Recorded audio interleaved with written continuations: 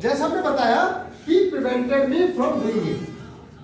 अगर ये सेंटेंस होता he prevented me to do it, यहां पर अगर इंफिनिटिव का प्रयोग होता तो ये गलत होता, सही नहीं होता, क्योंकि कुछ ऐसी वर्ब जो एडजेक्टिव्स होते हैं उनके साथ इंफिनिटिव का प्रयोग नहीं होता, उनके स्थान पर we use preposition and gerund form of the verb. तो he prevented me from doing it is correct sentence. Similarly he refrains from doing it. अगर यहाँ पर इसका भी to do it होता तो ये गलत होता।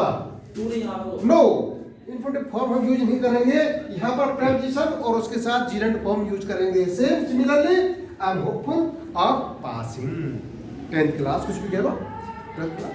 ये इस तरह के verb और adjectives हैं जिनके साथ हम जीरंड फॉर्म का प्रयोग नहीं कर सकते। ऐसा ही देखिए, कई बार क्या होता है, हम दो शब्द यूज करते हैं, दो नाउन यूज करते हैं, नाउन यूज करते हैं, प्रोनाउन यूज करते हैं। कभी कभी तो ऐसी स्थिति होती है हम दोनों के लिए सिंपल सिर्फ एक प्रीपोजिशन का प्रयोग करते हैं, ओनली वन प्रीपोजिशन, उससे काम चल जाता है। लेकिन कब चलता है? When it is appropriate for both nouns and pronouns. अगर it is not appropriate, then we will use separate prepositions for both nouns and pronouns. For example, देखिए कैसे करते हैं सेपरेट प्रयोग। मैं आपको एक एग्जांपल लिख के देता हूं। जैसे मैं लिखता हूं we should prevent damage to, क्या लिखा मैंने? We should prevent damage to and theft of public property. ध्यान से देखिएगा, वी शुड प्रिवेंट टू, हाँ we should prevent damage to and theft of. Damage के साथ मैंने टू का प्रयोग किया और थेफ्ट के साथ मैंने किसका प्रयोग किया? आपका। ये क्या हो गए? दो सेपरेट प्रीपोजिशन हो गए। इसी तरह देखिए दूसरा सेंटेंस,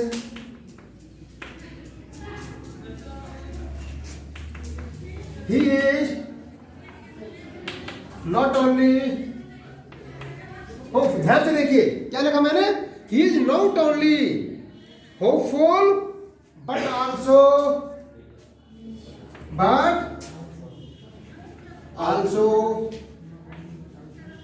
confident। क्या लिखा मैंने? but also confident of success। ध्यान से देखिए, दोनों एग्जांपल्स को ध्यान से देखिए।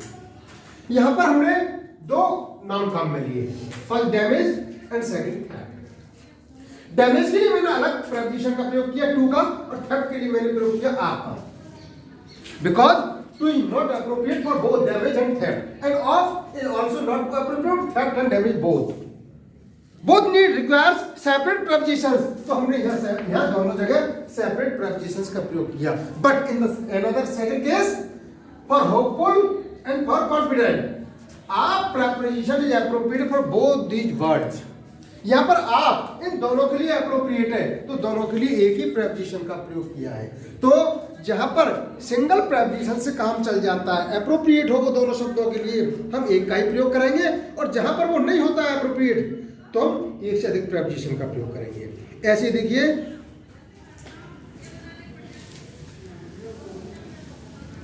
हमने जब आपको वर्ब पढ़ाई थी तो हमने आपको बताया था ट्रांजिटिव इंट्रांजिटिव वर्ब। जनरली क्या होता है, जो ट्रांजिटिव वर्ब होती है उसके साथ हम प्रीपोजिशन का प्रयोग नहीं करते हैं। क्या होता है? प्रीपोजिशन का प्रयोग नहीं करते हैं। समझ रहे हो ना? जैसे मैं बताता हूं आपको, द पोएट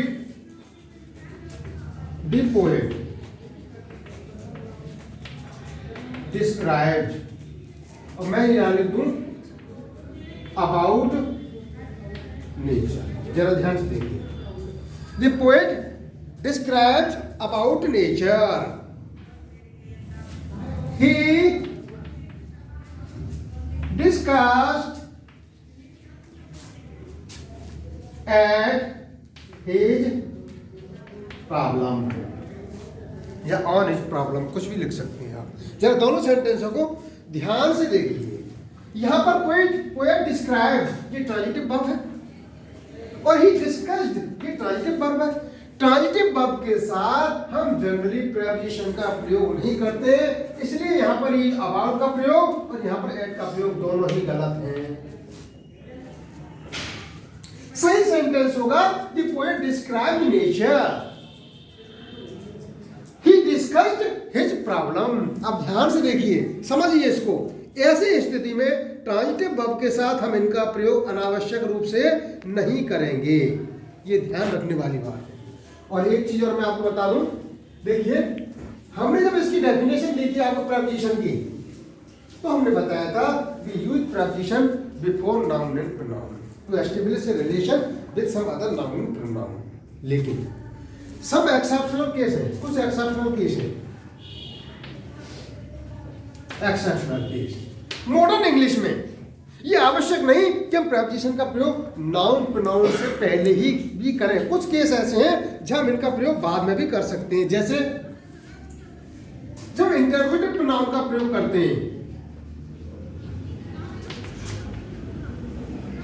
हमने प्रोनाउन में आपको इंटरोगेटिव प्रोनाउन पढ़ाए थे ना, इंटरोगेटिव प्रोनाउन के केस में हम प्रीपोजिशन का प्रयोग बाद में करेंगे। जैसे मैं कहूं Who are you thinking about? जरा ध्यान से देखिए, Who are you thinking about? What are you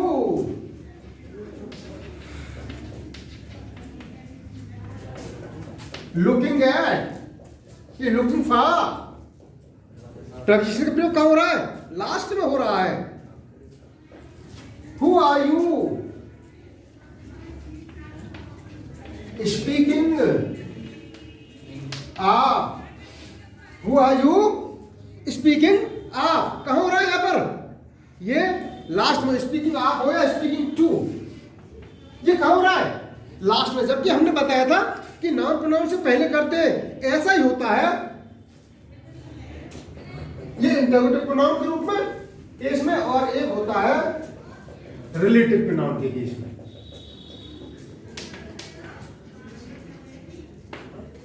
हमने प्रोनाउन रिलेटिव प्रोनाउन बताए थे आपको, और वो केस कैसा होता है देखिए। हम लिखते हैं ऐसे दी बॉय,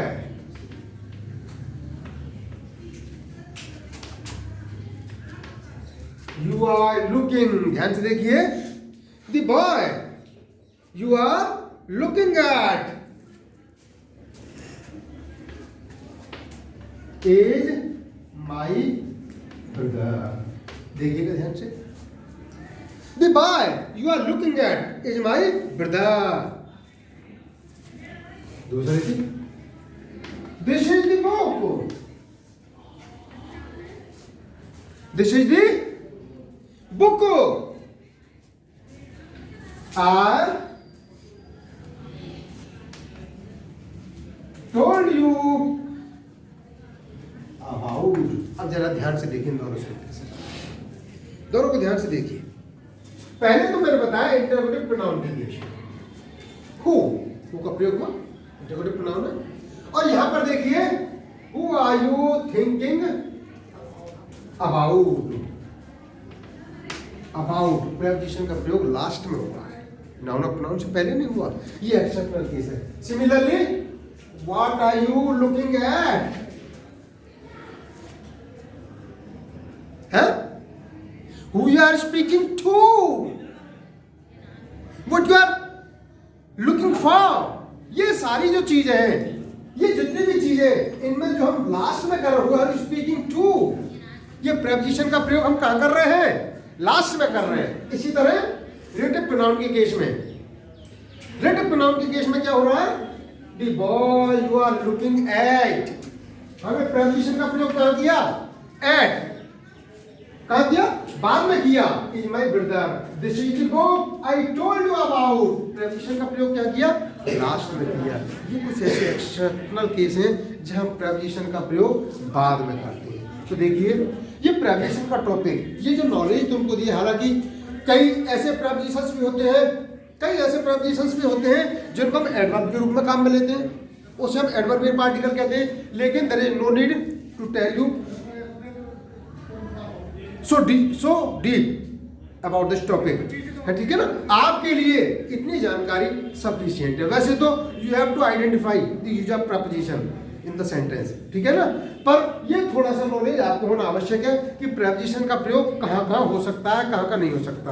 अब देखिए हमने आपको ये जो हमारा टॉपिक चल रहा था, मेन टॉपिक था हमारा वो था पार्ट्स ऑफ स्पीच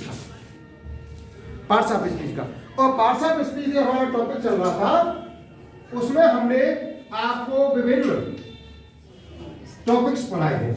नाउन है, प्रोनाउन है, एडजेक्टिव है, वर्ब है, एडवर्ब है, कंजंक्शन है, इंफिनिटिव है, जीरंड है, सॉरी कंजंक्शन है, इंटरजेक्शन है? और अब ये हमने प्रेपोजिशन पढ़ाया, लेकिन आपको ध्यान होगा कि जब हमने ये पार्ट्स ऑफ स्पीच का टॉपिक शुरू किया था तो हमने आपको एक एग्जांपल बताया था, एक एग्जांपल दिया था। मैं उस एग्जांपल को आपको दोबारा देता हूं और देखिए ध्यान करना, वो था, ध्यान आया, मैंने लिखा था but alas the two ugly girls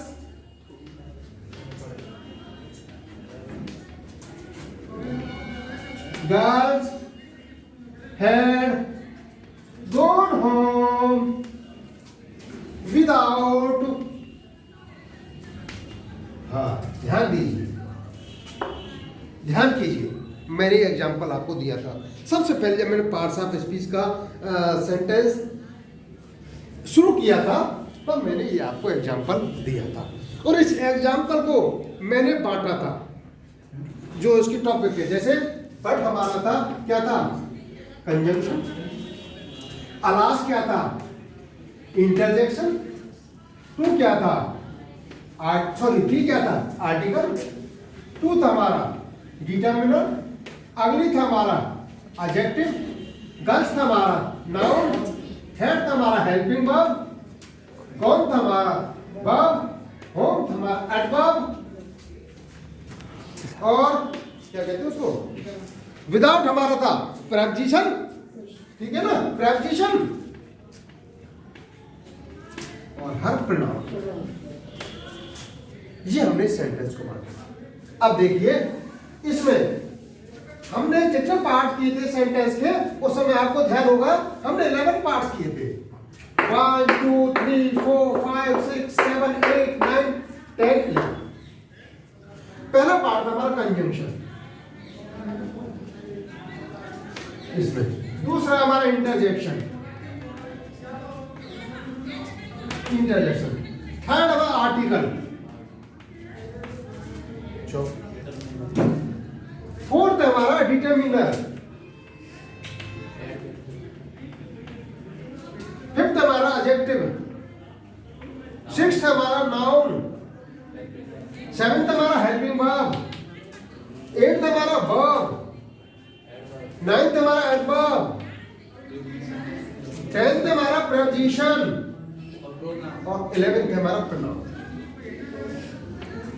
जरा ध्यान से देखिए, we have completed number 1 noun, पहले नंबर को हमने कंप्लीट किया था, और the second number we have completed pronoun, third number we have completed adjective, fourth number we have completed verb, fifth number we have completed adverb, sixth number we have completed conjunction, seventh number we have completed interjection, eighth number we have completed article, ninth number we have completed determiner, on the 10th number we have completed preposition.